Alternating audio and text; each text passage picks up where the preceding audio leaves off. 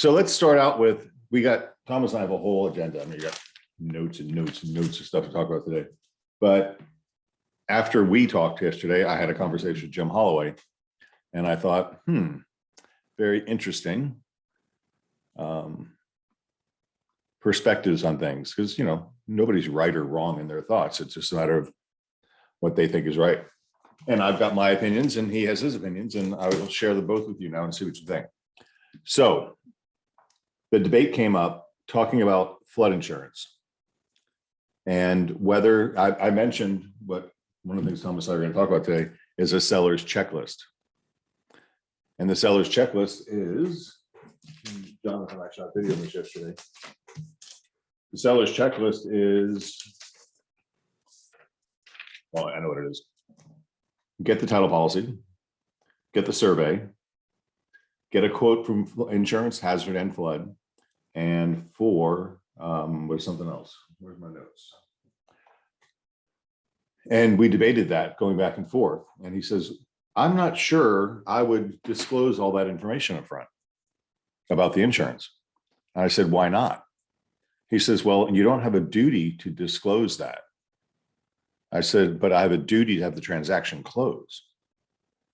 And he says, well, how is disclosing it going to keep the transaction from make it close? I said, because in the contract, there's a paragraph that says the buyer has 20 days to cancel if they're not happy with their flood insurance quote. And I don't want my seller exposed to that open contract. He says, what are you talking about? I said, in the contract, there's a paragraph, 10B, the standards 10, I forget what it is. I sent it to him last night. That says there's I'll show it to you. Hold on. Sent items. Here it is. Screen share. Share.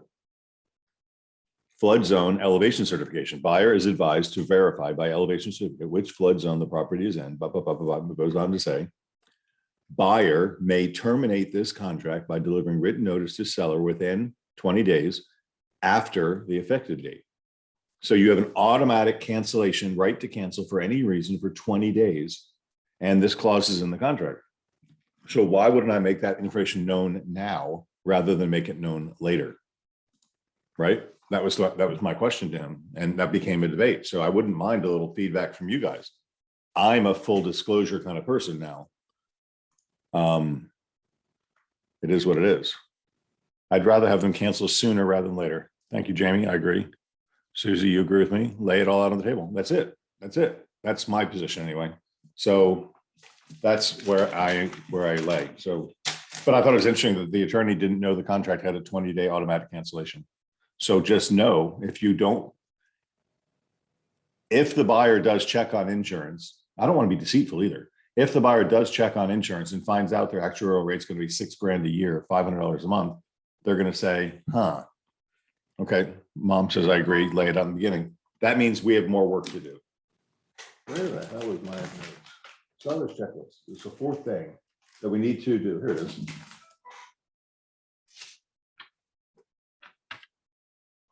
Thomas says his internet is not working. Oh, title policy number 1, survey number 2, 6 months of condo meeting minutes or HOA minutes.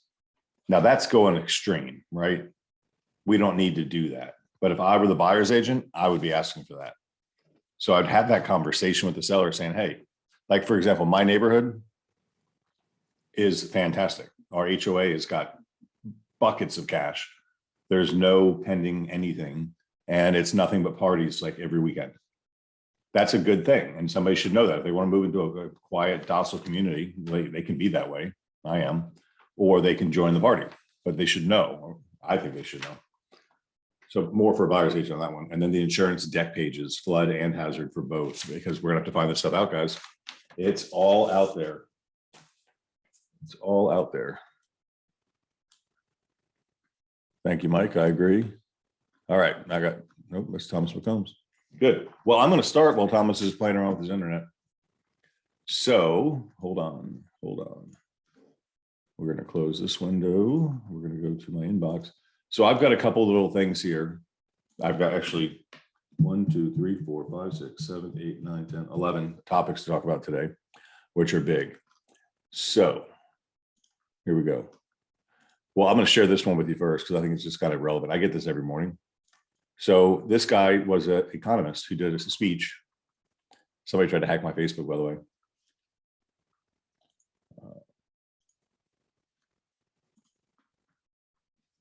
He's called the Bow Tie Economist. During the housing boom peak of 2006, it took 42% of median household income to cover mortgage payments on a median priced house, right? That's like FHA level qualifications. That percentage bottomed at 26.9% in 2013 because prices fell so low, and peaked again in 2018 at 32%, which is a far cry from where we were in 2006, right? 32% of your income went to make your mortgage payment. In 2019 and 20, the Fed lowered rates, dropping the ratio to just 28.6% in 2020. And here we are, as of 7/2021, that ratio is 32.1%, far below what it was in 2006, but a substantial chunk of somebody's income because prices have gone up. Even though interest rates are low, prices have gone up high, and 32% of their income is now required for a mortgage payment. That's the highest level since November of 2008, despite super low interest rate. That's what's happening in the marketplace. I was talking to somebody the other day. It was Chris. A house came out in the market in my neighborhood for $880, and the house next door sold 6 months ago for $615. They're basically identical houses. 2,000 square feet with a pool. And I literally openly chastised the agent who doesn't work for us for listing it that high. Guess what happened? 2 days under contract, closing the same month, which means a cash buyer, which means it's not going to need to appraise. So a house that was $615 6 months ago is $880 today. That is craziness, correct? Yes. Okay. These are not hypothetical. These are real situations. We are representing a buyer. We're under contract on a 1926 bungalow. The inspection report came back with several issues, and we asked to extend specifically for 4-point concerns. Good. Sellers are attorneys and refused to open the report and instructed their agents to do the same. Don't even open the report. While they have agreed to extend, the seller added language to the addendum that says, buyers and sellers have agreed to extend the inspection period until 10/15/2021 for the sole purpose of evaluating the roof, electrical systems, and HVAC systems. In all other respects, the buyer accepts the property in its present condition. All other terms and conditions remain the same. Powerful. All right, so what do you do in a situation like that?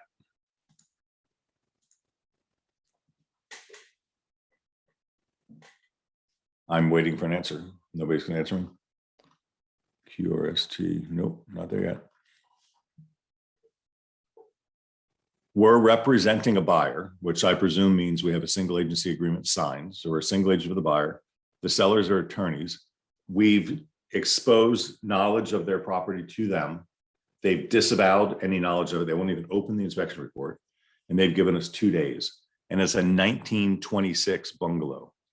This is 2021. That's a 95-year-old house. What could possibly be wrong with a 95-year-old house? Thank you, Mom. Get the 4-point or cancel everything. I told they gave you 2 days. You can't get anything done in 2 days. Not in this market. That you can't get an electrician, an AC guy, and a plumber out in 2 days. Probably not.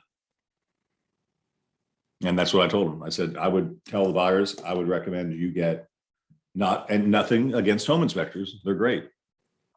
But I would get a plumber, an electrician, and an AC guy to find out what's going on with that, and a roofer. All 4 of those, not just a home inspection in that case. So, and I don't know what keeps us from being totally forward with people. It's a 1926 house, guys. I mean, it might have been totally renovated in 2018 for all I know. Structural engineer, good point, John. I mean, there's probably built, they call them pilings. They put them on pilings, put little trusses underneath and there's crawl space under. It was probably built like that. And those pilings crumble and wither and all kinds of stuff. I would put a 15 or 20 day inspection period on that house, and I would get every person known to man to look at it before I do anything. And so that was the advice I gave.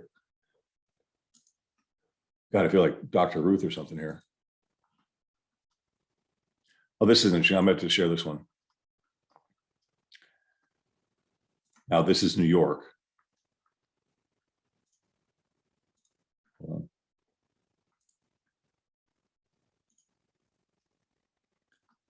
Be careful before you press send. What you write in that email could be legally binding as held by a New York State appellate court in July. Kathleen sent me this week. The case involves settlement negotiations that occurred over an email exchange between two attorneys.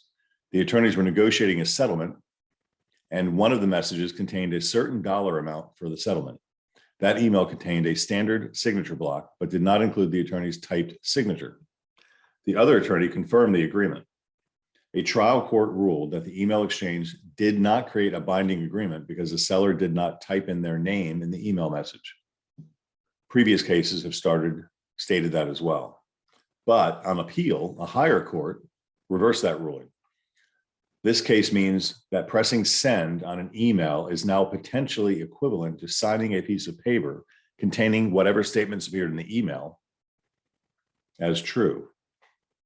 An actual typed signature is not necessary, is what they're saying. All right, so when you look at our email, it says this at the bottom. Kathleen sent it to me from her c2nbe.com account, which is why I want you to use your corporate email account, because it has things in there that we need to have. Cardis requires us to do this. If you're a real estate agent or broker, or if you're buying or selling real estate, please note that emails are for information or negotiation purposes only. No agreement to buy or sell real estate will be binding on the parties unless and until a contract is signed by all parties. Did you know that's in every email you send from your corporate account? It is. This email is covered by the Electronic Communications Privacy Act, 18 USC, and is legally privileged. This email, intended only for the edge to see, is confidential and may contain certain personal information. Any dissemination or use of this email by anyone other than the intended recipient is strictly prohibited.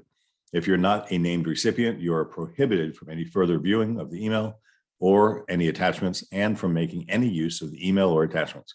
If you believe you have received this email in error, please notify the sender immediately and permanently delete this email, any attachments, and all copies thereof from any drives or storage media, and destroy any printouts of the email or attachments. That right there would protect us from this case in New York that said an email is binding, because we said it right there, right? So that's what lawyers are for. Yes, Lauren. Lauren says it kind of makes you cringe when other agents use your Yahoo for their business email. All right.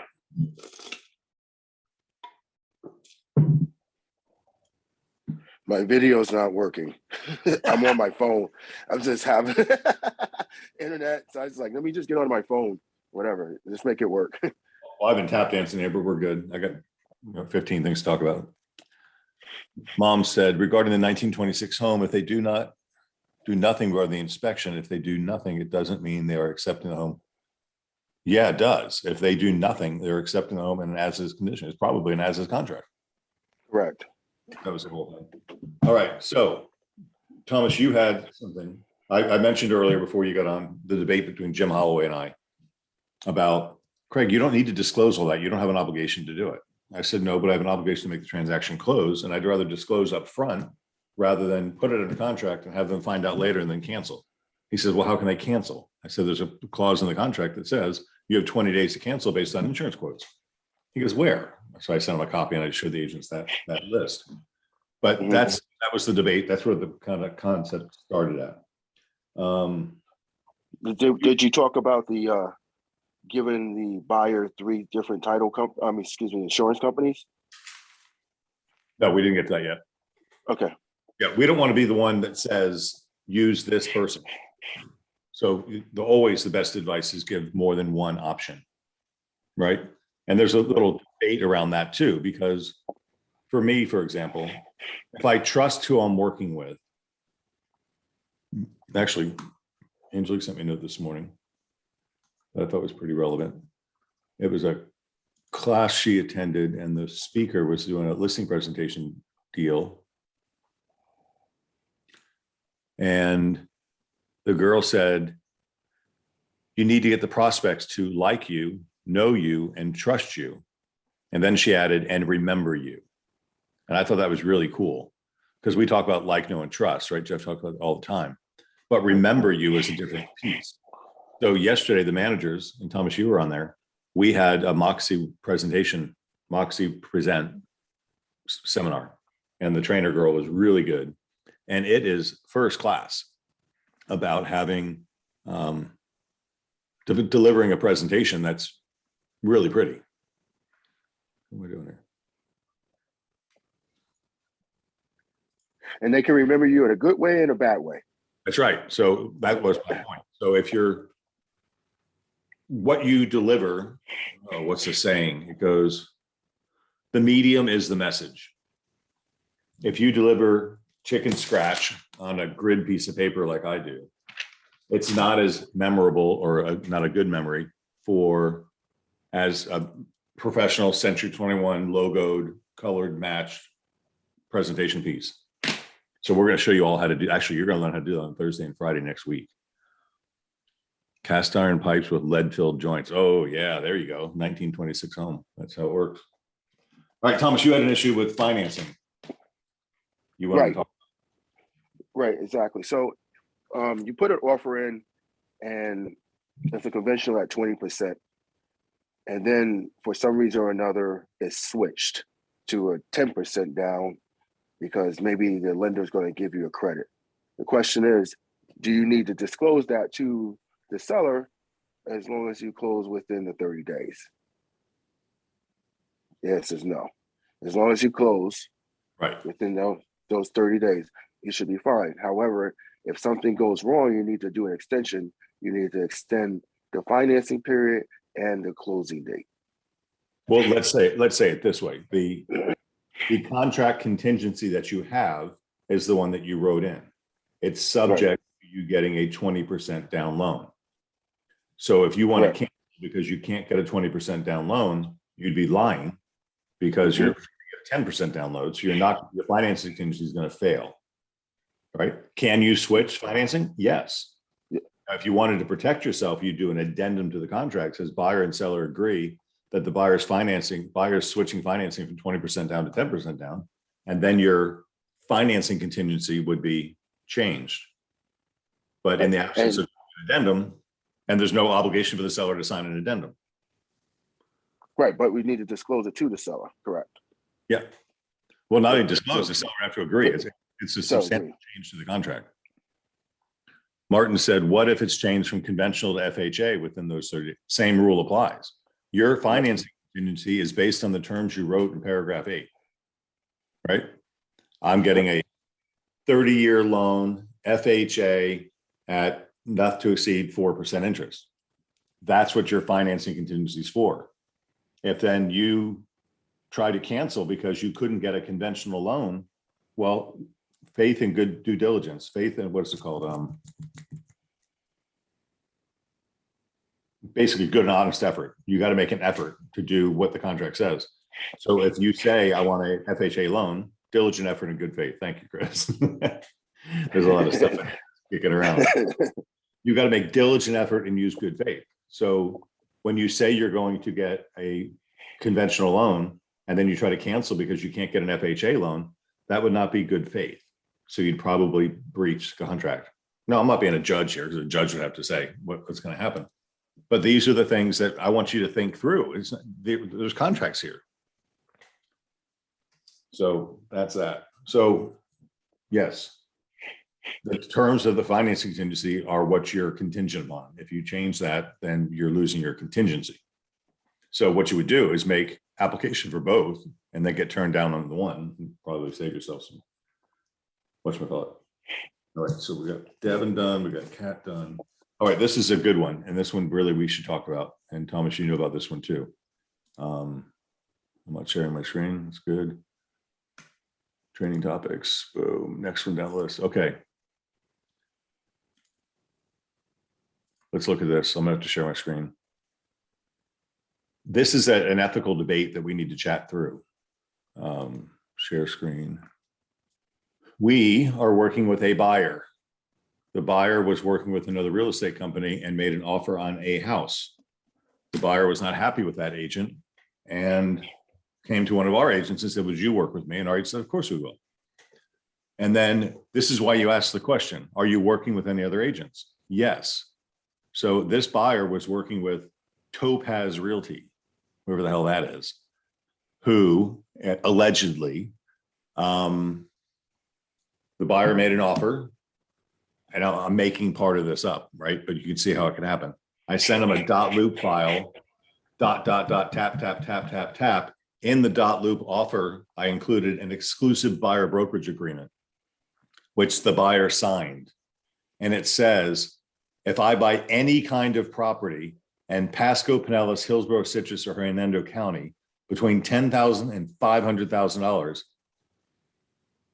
I will pay a commission to Topaz Realty. Thomas, that's pretty powerful, right? Real powerful. Yeah, strong. And the buyer signed it electronically.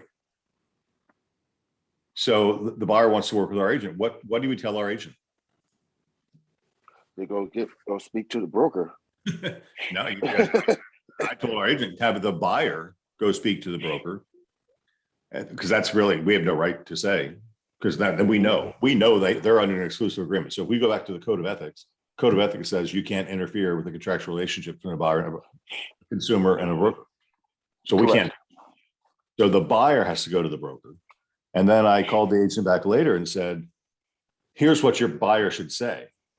You've got a dishonest agent working for you. They never told me they were putting me under an exclusive buyer broker agreement. They just included the form in an electronic signature thing. And I signed it. I didn't know what it was. They never disclosed it to me. I feel totally misled. If I were the broker and somebody told me that, I would nullify the agreement. Because I can see how electronically, Thomas, I mean, I sign things electronically all the time. Tap, tap, tap, done, next, delete.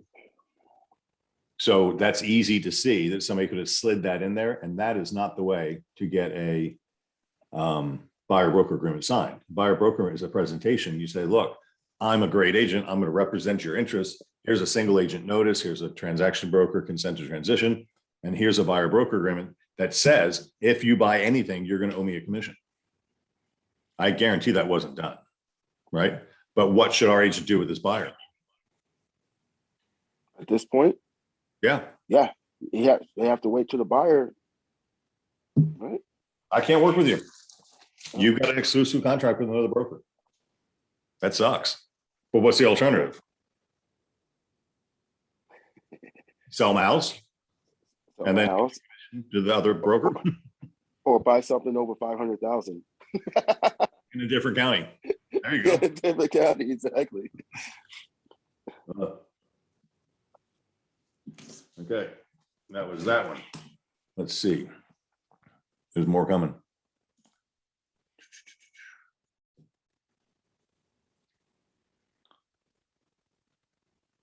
Oh, okay. Thomas, help me with this. So you're working with a buyer. You make, and we have these words that we talk about all the time, right? The contract's an agreement between the buyer and the seller. The listing agreements and a contract between the broker and the seller. And the MLS is an agreement between the brokers. We have an agent who made an offer. We made an all cash, full price offer, meeting all terms of the MLS, and the seller declined to accept it. And they're entertaining other offers. I believe we have a case to go after the commission on this $550,000 sale. Okay, entitlement. Are you entitled to a commission because you make a full price offer? No. I would say, no, I agree, no. But I would say, I would argue yes, because I met the terms of the MLS offer. So our agent was all upset because they brought a full price offer and the seller didn't accept it and they want a commission, because that's what I talk about, right? The listing agreement says, if I bring you a full price offer, you owe me a commission. Doesn't say you have to sell the house. It says you have to pay a commission. But I called the other broker who was the listing agent of their sole proprietor real estate enterprise, and they had multiple offers. So all that jargon that I beat my chest over, boom, boom, boom, boom, is not true. If you got multiple offers, you can't force a seller to pay a commission to you because you brought a full price offer when he's got multiple offers on the table. There you go. All right. So, use the blade of grass analogy. You got to be strong enough to bend. There are no absolutes, especially in real estate. Mhm. Yes. If you bring a full price offer, that seller owes a commission. But what if there's multiple offers? You can't force a seller to do that. So there's always some flexibility in there. And then sometimes we look bad. What if the seller does not accept any offer? Then the listing broker could go after the seller and say, hey, you said you would pay a commission if I brought you a deal, and you didn't. There's nothing that says that the buyer's broker can go to the seller. The listing broker can go to the seller. And the chance of that happening is probably not really good. So a lot of these things we hold as true are relatively true, which is annoying because I like to be dead right, but that's not the way it works. Oh, absolutisms. There we go. All right, let's have some fun with this one. How am I going to find this? Hold on one second. Oh, it's going to be in this folder. I think I sent this to the managers. I don't think I sent it to. It's fascinating to me though. Let's see. 107. Here we go. Lena just asked a question. What if it's a full price offer, but buyers are asking for a conception from the seller? A conception. What does she mean by that? Oh, concessions is what she meant. Concession. Okay. That's a Russian translation for conception is concession. Gotcha. Yeah, no, if you're asking for concessions, it's not a full price offer. That's why I like our escalation clause better than the FAR escalation clause. Our escalation clause talks about the net offer to the seller. So if I offer you 500,000 with 10,000 back in closing costs, it's really a 490 offer. 490, correct. Right. Yep. So that's ours talks about a net offer. The FAR one doesn't. So I kind of like ours better. All right, I'm gonna share my screen. Let's look at this because this is really important. Where did I put it? There you go. This is the flood zone maps, the new released in October flood zone maps, and they're fascinating. So it's defining flood zone designations beginning with A or V are identified as special flood hazard areas. These areas are defined as having a 1% or greater chance of being inundated by a flood event each year. 1% or less a year. That's what it means. The effective flood maps include in coastal areas a line called the limit of moderate wave action, LIMWA. The LIMWA marks the inland limit of the coastal A zone, the part of the coastal zone, special flood hazard area referenced by building codes and standards have been where wave heights can be between 1.5 and 3 feet during a base flood event, right? So it goes on to explain all this stuff. And then we've got this map, right? And it's the whole state. And this is the new FEMA maps. Now, remember, the rating for flood insurance now is based on proximity to water. Look at this. Thomas, you know what I'm talking about. We live in Apollo Beach. When you're on 41, there's telephone poles along 41. Yep. Have you seen up about 15 feet, 20 feet in the air, there's a sign? And it says, in a Cat 5 storm, water could elevate to this level. Mm-hmm. However, let's see. Let's go to, well, I want to go to Tampa. Let's go to Tampa. So McDill, of course, is all going to flood. And then they go here. So let's get up to, let's go south of Gandy.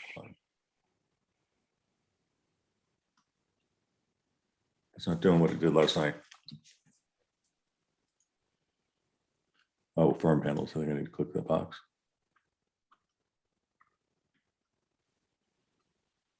Oh, I swear last night it was showing me the center of McDill, this whole peninsula is not in flood zone.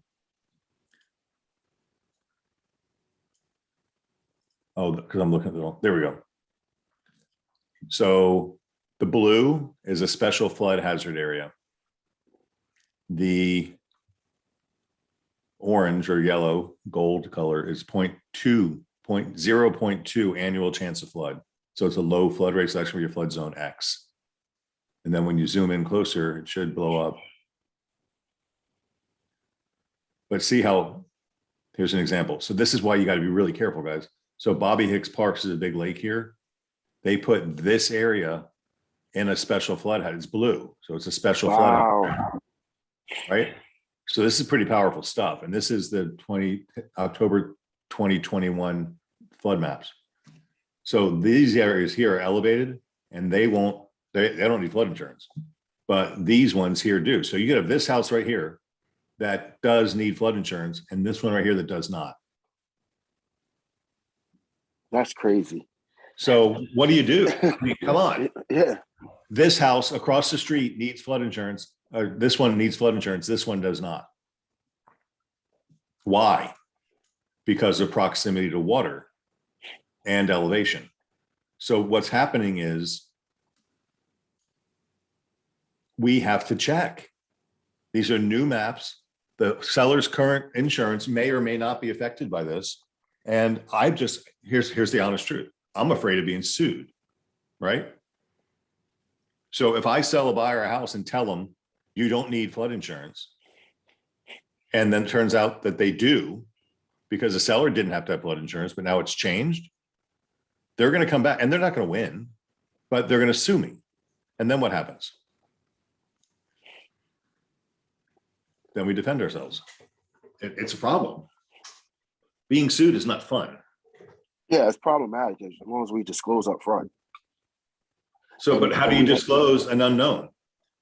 Well, These are new maps. Yep. And that the current seller is not paying flood insurance, but now he has to. So there's a community here in Apollo Beach called South Shore Falls. I sold that land in 1998. And to Centex Homes. Centex Homes became whatever. And when they built it, they went to the FEMA and they got special permission to exclude it from the flood zone if they built it 2 feet higher than required. And they did. So all the residents in South Shore Falls did not have to pay flood insurance. Well, the new flood maps, share my screen again.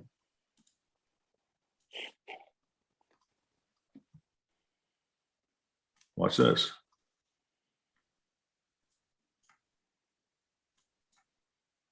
This is South Shore Falls.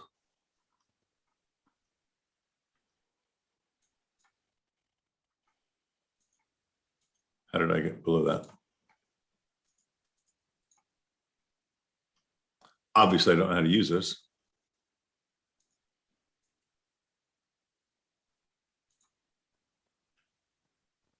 Zoom to.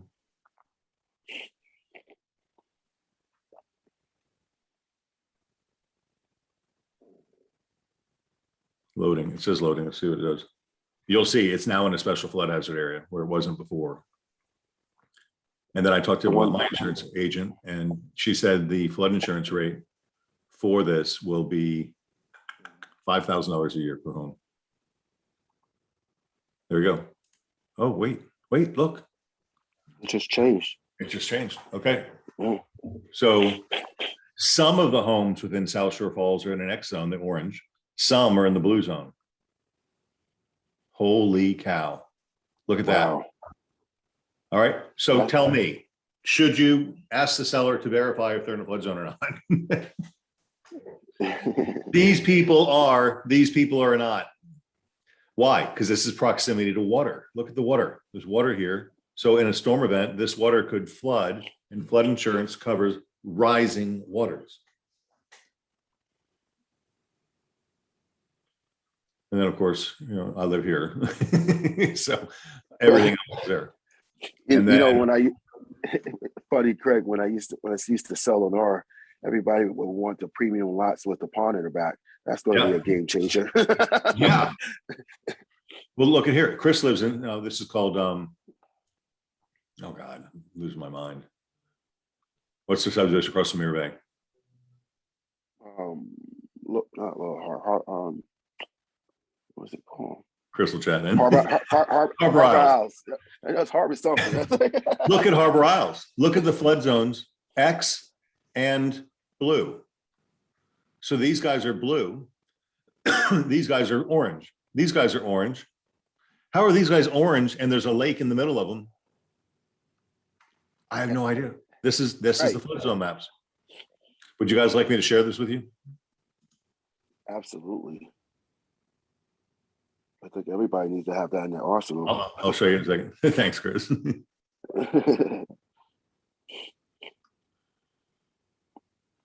The flood insurance disclosure is excellent for a buyer to call an insurance agent to verify if they need flood insurance. Yes, that's all we want to do. Let's see what happens in Sun City Center.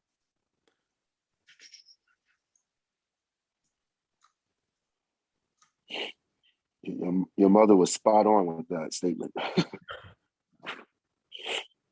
So you guys know that I had Angelique put into .loop a required form for the flood insurance disclosure for all buyers. It's we're going to put them on notice because we're going to get sued at some point. Let's not put that in the universe there, Craig. Well, if we get sued and we have the disclosure, then we're safe. Yes, absolutely. The attorneys, the wind's going to fall out of their ears. All right, how do I get this? Change colors for me. There we go. Sun City looks good. Wow, what is that place called across the street there in 301, that little Lennar community? They got some flood zones in there. And I was talking about Belmont or no, South Triple Creek. No, Trip. That's on 301, our Big Bend. Oh yeah, so 301, 301. Oh, you talking about Big Bend or 301? 301 and 674. Oh, River Bend. Nope, that's out further. I forget. I just drove through a year ago, and oh my God. So Sun City does have some flood zones, but it looks like most of the houses aren't in them. Angelique said Valencia Lakes. No, Valencia Lakes is north. This is Valencia Lakes here. You said this is Lennar? It's Lennar. Oh God. Yeah. There's so many of them now. I can't remember them all. I know you got 301-19 Cypress Creek. Not Triple Creek. Cypress Creek? No. It's right. You go down, take 674 to 301, take a right. It's the first little subdivisions right here. There's thousands of homes in there. Oh, I know what you're talking about. Oh, yes. Not Belmont. I know that it was a new community the last 5 years. Vista Palms. That's Vista Palms. There it is. Yep. Sold out now. Yeah. All right. So you're not seeing much. I'll send this link to everybody so you all can just play with this, but it's fascinating. And don't go representing, hey, this house is not in a flood zone. Have the insurance agent do it. Let's go look at Pinellas County. Just the beaches for fun. Let's go to Madeira. All the agents are chiming in for the community that we just talked about, Craig. Just a moment. Let's go to Jeff's house.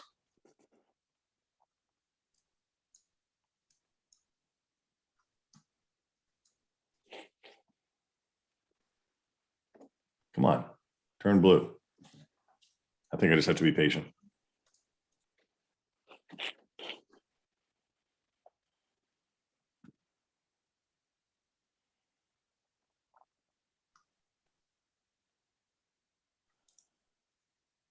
Come on, do something.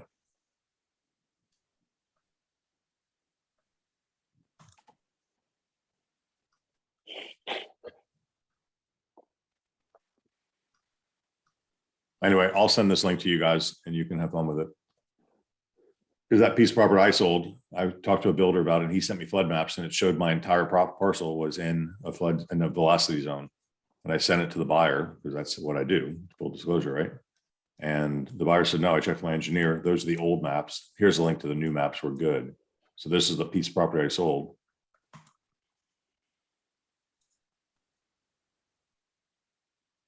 It's loading. So I get, it says loading, it does something. Jeff goes, hey, that's invasion of privacy. Never put my mouse on here.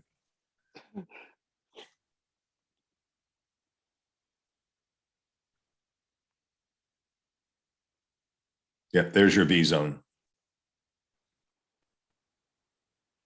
So the orange line, just a little tip of it goes into V. Wow. And look, they laid it, this section right here is zone X. So it's higher than everything else. I mean, come on, that just makes no sense, right? None at all. Can you see my point? Crystal Lagoon, Dick, that's on the other side, but yes.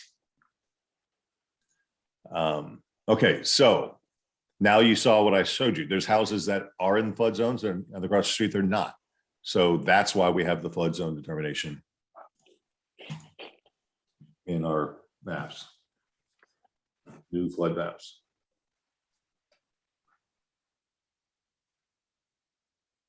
Oh, I just want to harp on two more things. You've read the contract changes, right? Yes.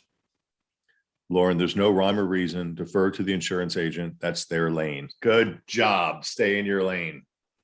Stay arm's length. I love it. Yes.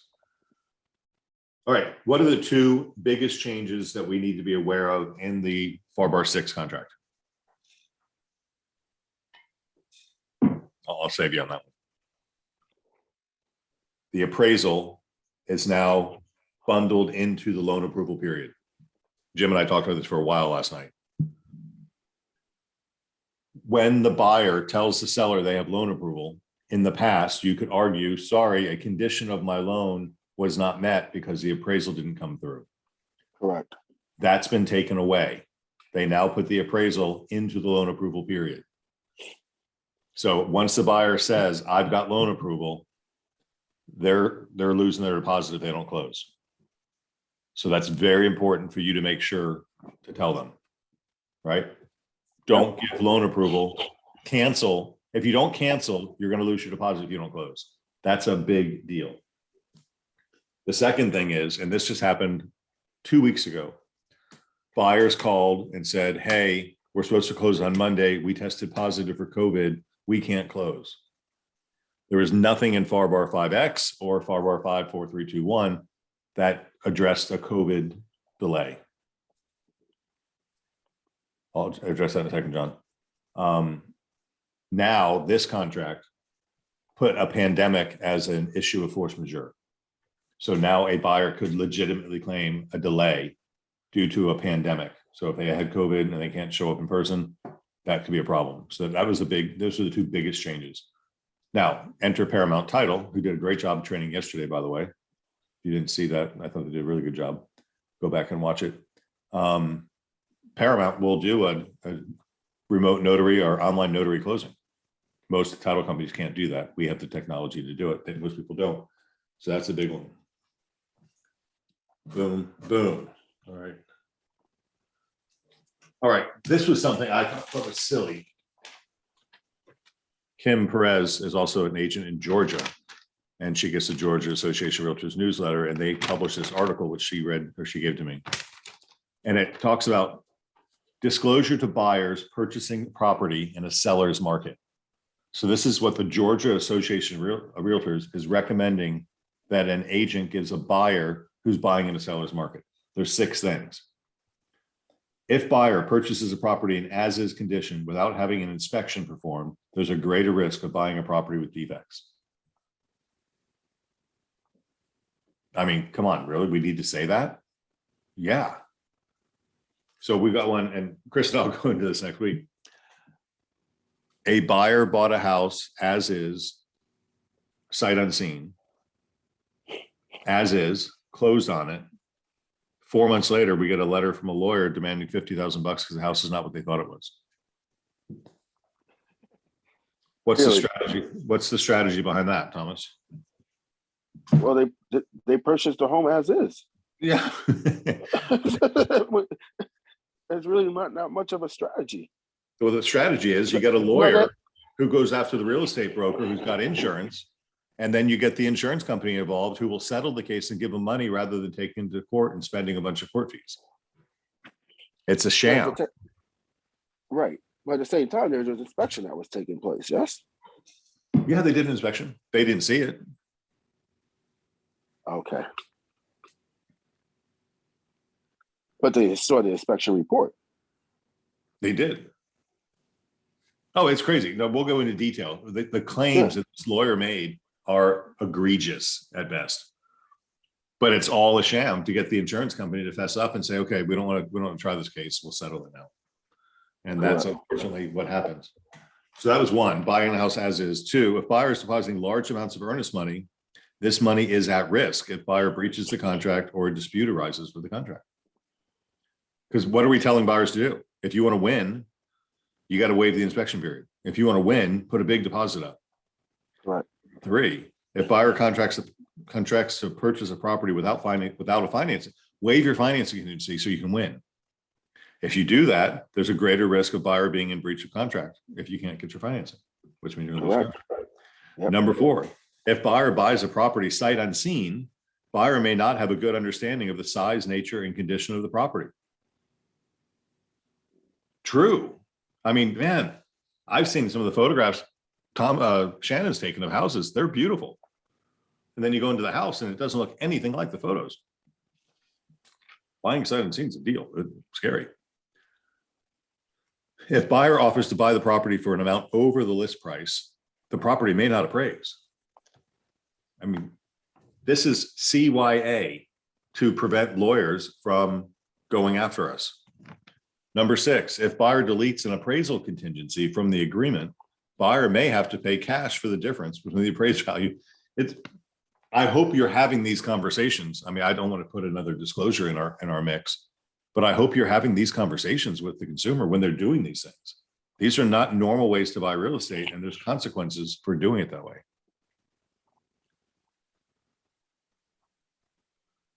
Lauren says Georgia is an attorney state. Yeah, that's why. There you go, because the attorneys know how to beat the system.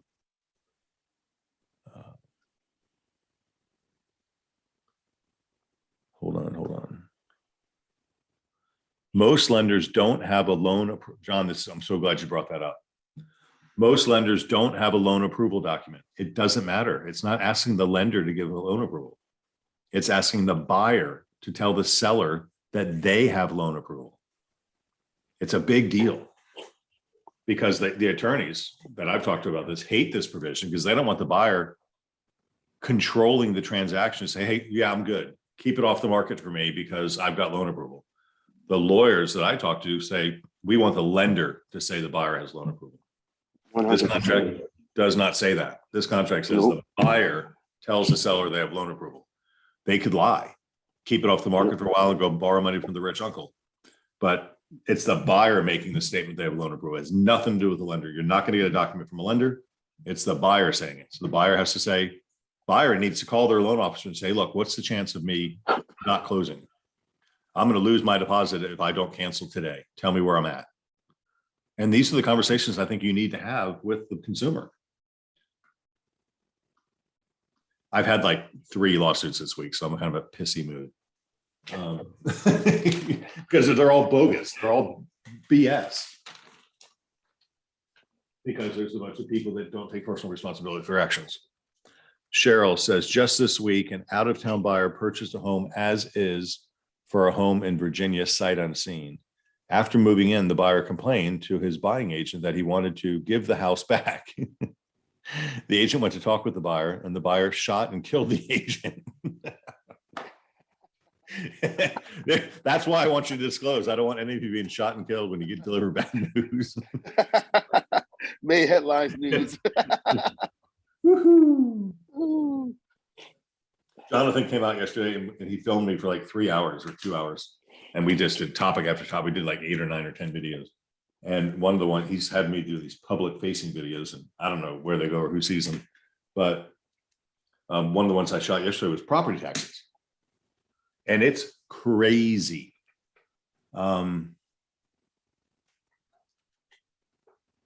So the thing, and these are conversations I want you to have with the consumer, right? Especially if they're out of state, and even if they're in state, they probably don't know.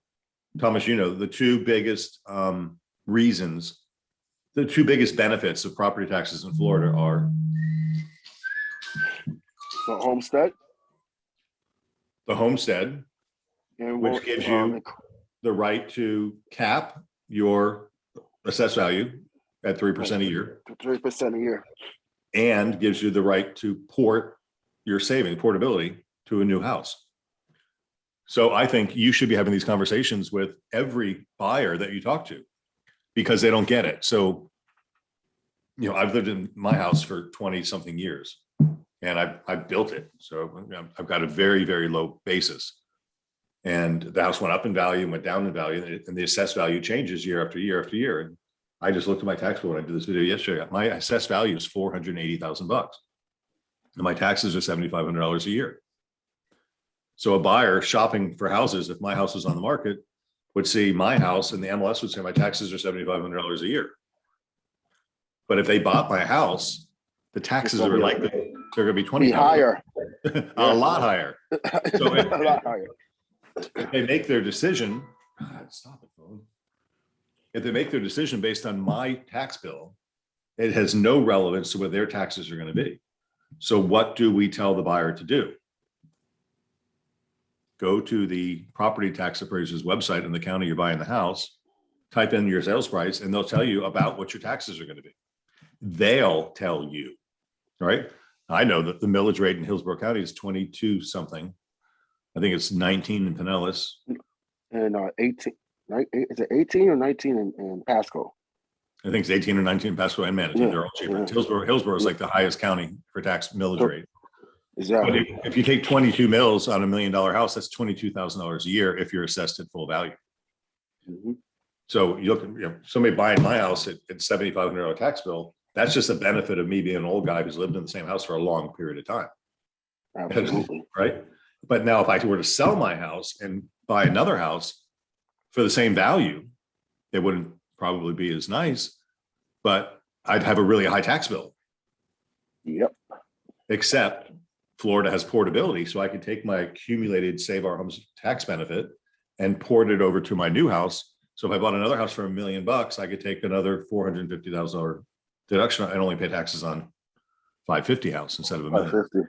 Yep. So that's a super big deal. So that's kind of, I just want you to just have these things top of mind and talk about it, because it's all about empower, educate, encourage, right? And that's what we do. We just have the benefit of having a collaboration where we all get together and share. These are real. I don't make this stuff up. This is what I do all day. The last thing I have on my list was, I don't want to sound pissy when I say this, but I just found out that Zillow bought a house in Mirror Bay. Does that piss anybody off besides me? Absolutely. There is no freaking way that Zillow paid what we could have gotten for a house for sale. So that means with all the good agents that we have in our company that work Mirror Bay and all the other good agents in the rest of the marketplace that work Mirror Bay, we failed as an industry to let the public know what their house is worth.